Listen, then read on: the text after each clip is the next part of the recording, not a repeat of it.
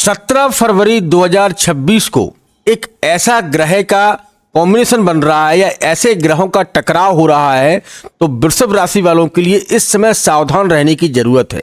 जी हाँ मित्रों, 17 फरवरी 2026 इस दिन राहु, सूर्य और चंद्र एक साथ में आ रहे हैं। वैसे तो सूर्य 14 फरवरी 2026 को राहु के साथ में विराजमान हो जाएंगे, तो इस समय बहुत ही सावधानी भरे कदम आपको उठाना चाहिए अगर आपकी राशि वृषभ यानी कि टोरस है। आइए दोस्तों जानते हैं कि इस समय आपके लिए कौन सा कार्य सही रहेगा और आपको क्या करना चाहिए। दोस्तों YouTube पर आपको बहुत सारे वीडियो मिल जाएंगे, लेकिन विधिवत आपको नहीं बताएंगे कि आपको इस समय क्या करने की जरूरत है और आपको क्या पूजा पाठ करनी है, जिससे इतना बड़ा एक कॉन्सेप्ट बन रहा है। क्योंकि राहु सूर्य का कट्टर दुश्मन है और चंद्र का भी बहुत बड़ा दुश्मन है। दुश्मन दोस्त के साथ बैठा है, तो आप मानकर चलिएगा आपका कोई बड़ा दुश्मन है जिसने आपको हरदम जो है कष्ट दिया है। वही दुश्मन आपके घर में बैठ जाए, आपके घर में आ जाए, तो आप अनकंफर्टेबल महसूस करेंगे। आपके अंदर एक घबराहट बनी रहेगी कि हमारे घर में क्यों आया, क्योंकि आपके उससे बहुत अच्छे संबंध बिल्कुल भी नहीं है। वहीं यहां पर जो है राहु, सूर्य और चंद्र 17 फरवरी 2026 को एक ऐसा ग्रहण बना रहे हैं जो 2026 का पहला ग्रहण है। दोस्तों तो यहां पर आपका देखा जाए तो 10वां घर है, कुंडली का 10वां घर, तो निश्चित तौर से यहां इफेक्ट आपकी नौकरी और व्यापार पर डालने वाले हैं। इस घर से पिता के संबंध देखे जाते हैं, तो पिता से भी दूरियां होने की संभावना है। लेकिन कुछ रेमेडी मैं आपको बताऊंगा जिन्हें आप करते हैं तो निश्चित तौर से इतने बड़े भवंडर से आप निकल सकते हैं। कहने का उद्देश्य यह है कि यह ग्रह एक सूर्य ग्रहण के साथ साथ आपके जीवन में बहुत कुछ बदलाव लाकर ही रहेगा, और कुछ बदलाव, कुछ अच्छे बदलाव होंगे और कुछ बुरे बदलाव आपके जीवन में दे सकते हैं। दोस्तों आप सभी को पता है कि समुद्र मंथन के समय जब जो है भगवान विष्णु मोहिनी अवतार में जो है अमृत पान और विष पान का बंटवारा कर रहे थे, तो राहु जो कि स्वरभानु नाम का एक राक्षस है, स्वरभानु नाम का एक राक्षस है, और इसे ये लगा कि कहीं ना कहीं मोहिनी अवतार में भगवान विष्णु राक्षसों के साथ में कुछ गलत कर रहे हैं। यह जिद पर अड़ गया और अपना मायावी तो है ही, भेष बदलने में बहुत ही माहिर है, और इसने अपना भेष बदला और देवताओं के बीच में बैठ गया। देवताओं के बीच में बैठने पर यह भगवान विष्णु मोहिनी अवतार में जो है देवताओं को अमृत पान करवा रहे थे। उसी समय इसने भी अमृत पान कर लिया। जब तक सूर्य और चंद्र को मालूम चलता और सूर्य और चंद्र भगवान विष्णु से कहते कि यह कोई देवता नहीं है, ये दानव है, ये एक राक्षस है, भगवान आप क्या गलत कर रहे हैं, तो भगवान विष्णु ने अपने सुदर्शन चक्र से राहु का गला काट दिया। स्वरभानु नाम का एक राक्षस है ये, तो गला काटने पर इससे जो है इन दोनों ग्रहों से बड़ी दुश्मनी है, इन दोनों ग्रहों से नफरत करता है। अब उसी के घर में आए हैं। देखिए यहां देखा जाए तो 11 लिखा है, इनकी कुंभ राशि का घर है, और राहु शतभिषा नक्षत्र में बैठा है, ये उसका ही नक्षत्र है। साथ में सूर्य अब आ तो गए हैं, क्योंकि आना पड़ता है, जो ग्रह हैं उनको एक दूसरे के साथ में निकलना पड़ता है। तो यहां पर क्या है, सूर्य कमजोर हो रहे हैं, सूर्य अपने आप को कंफर्टेबल महसूस नहीं कर रहे हैं। उसी के साथ में चंद्र देखो राशियों में रानी का रूप माना जाता है, तो सूर्य और चंद्र दोनों एक साथ जो है 17 फरवरी 2026 को इसी दिन सूर्य ग्रहण भी है, और ये दोनों ग्रह आपके जो है दशमेश में पहुंच जाएंगे। तो वृषभ यानी कि टोरस राशि वालों से मैं कहना चाहता हूं कि इस समय नौकरी और व्यापार दोनों चीजों को संभालने की जरूरत है। मतलब देखो यहां पर इसके साथ में मतलब राहु के साथ में सूर्य कुछ गलत करेगा, क्योंकि ये मायावी है, ये मायावी से काम करेगा, और सूर्य आत्मा, प्रकाश और नौकरी और व्यापार का कारक है, चंद्र मन का कारक है।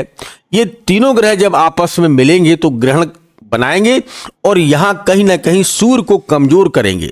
सूर्य आपकी नौकरी में आपसे, बॉस से या आपके जहां पर भी आप काम करते हैं वहां टकराव की संभावना बन रही है।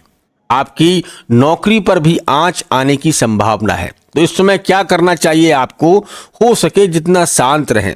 अगर कोई आपके ऊपर आरोप लगा रहा है, प्रत्यारोप लगा रहा है या आपके ऊपर वर्किंग का लोड दे रहा है, बहुत वर्क दे दिया, तो आप उसे 1 महीने के लिए, क्योंकि 14 फरवरी से 14 मार्च तक 1 महीने के लिए सूर्य यहां पर रहेंगे, तो यहां पर कुछ आपके साथ में घटित घटनाएं भी घटेंगी।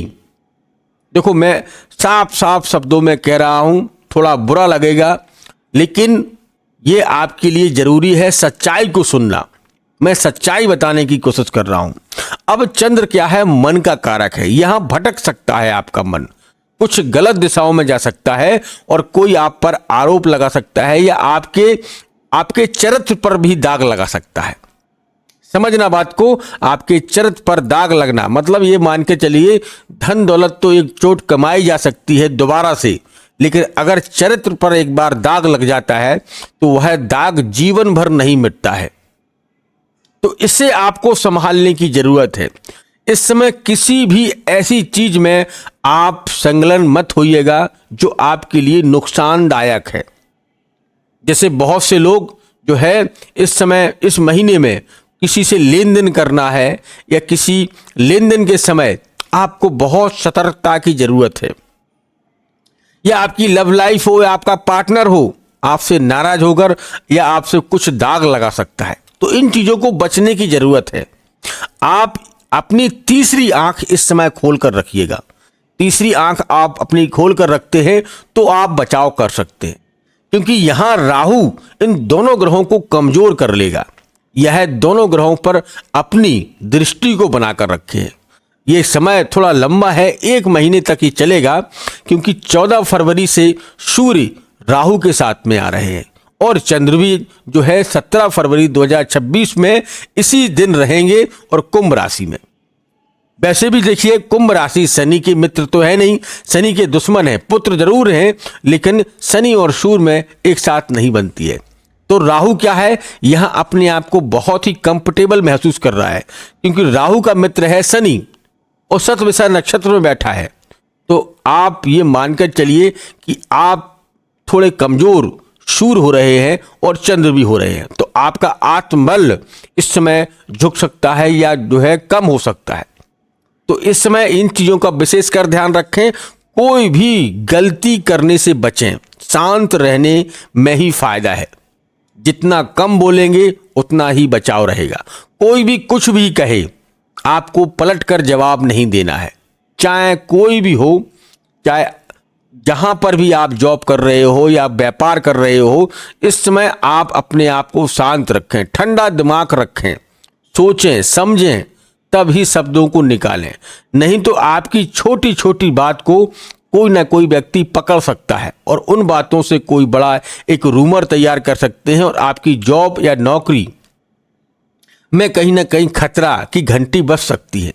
क्योंकि यहां दोनों के साथ में या राहु अपना मायावी खेल जरूर चलेगा या आपके पीछे से षड्यंत्र रचाया जाएगा, जो षड्यंत्र आप नहीं समझ पाएंगे कि कौन आपके पीछे से षड्यंत्र रच रहा है। तो इन चीजों को अभी आपको देखने की जरूरत है, समझने की जरूरत है और शांत रहने की जरूरत है। अब दोस्तों, मैं आपको कुछ उपाय भी जो है आपके साथ में शेयर करूंगा। आप इन उपायों को जरूर करिएगा, इनसे आपको बहुत लाभ मिलेगा। देखिए, इस समय आपको सूर्य भगवान को बल देना है, सूर्य भगवान की आराधना करना है। तो हो सके तो आदित्य हृदय स्तोत्र का पाठ करिएगा। आदित्य हृदय स्तोत्र का पाठ करिएगा। अगर आप नहीं कर सकते तो मोबाइल में YouTube पर जाकर सुन सकते हैं, लेकिन यहाँ इस समय जो है आपको सुनना या उनकी पूजा करना बेहद ही जरूरी है। सुबह अगर आप लेट जागते हैं तो जल्दी जागने की कोशिश करिएगा। उगते हुए सूर्य को जल दीजिएगा, तांबे के लोटे से जल दीजिएगा, उसमें लाल फूल जरूर अर्पित करिएगा, इससे आपको लाभ मिलेगा। साथ में आप तांबा, गेहूं, गुड़ और मसूर की दाल का दान कर सकते हैं रविवार के दिन, तो अत्यंत लाभ मिल सकता है। और हो सके तो मंडे यानी कि सोमवार के दिन भगवान शिव की आराधना अवश्य करें, इससे भी लाभ बहुत मिलेगा आपको। और अगर मंगल को कंट्रोल करना है तो हनुमान जी को बिल्कुल नहीं भूलना है।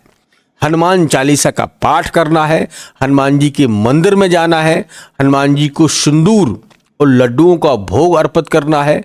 हो सके तो 10, 20, 50 रुपए आप जो है हनुमान जी के मंदिर में जरूर दान करिएगा और कुछ समय 5, 10, 20 मिनट वहाँ बैठें, शांत मन से हनुमान जी की आराधना करें, उनमें ध्यान लगाएं, तो यहाँ राहु के प्रभाव को आप कंट्रोल कर सकते हैं।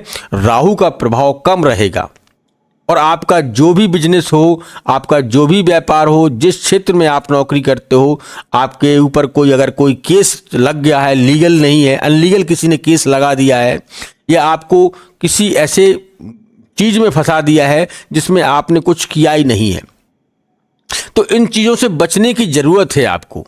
अगर आपने यह 14 फरवरी से और 14 मार्च तक ये चीज़ें कर ली तो निश्चित तौर से आप 2026 की सारी उपलब्धियां उठा सकते हैं और आपका जीवन मंगलमय हो सकता है। लेकिन विशेषकर ध्यान रखना है आपको 17 फरवरी 2026 इसी दिन सूर्य ग्रहण है, इसी दिन आपको बचना है और लगातार 1 महीने तक, मैं बार बार दोहरा रहा हूं, 14 फरवरी से लेकर और 14 मार्च तक सूर्य राहु के साथ में ही रहेंगे। तो इस समय कोई भी ऐसी गलत एक्टिविटी ना करें, जुआ, शराब, इन चीज़ों से दूर रहें, मांस मदिरा कम सेवन करें, भगवान का भजन करें।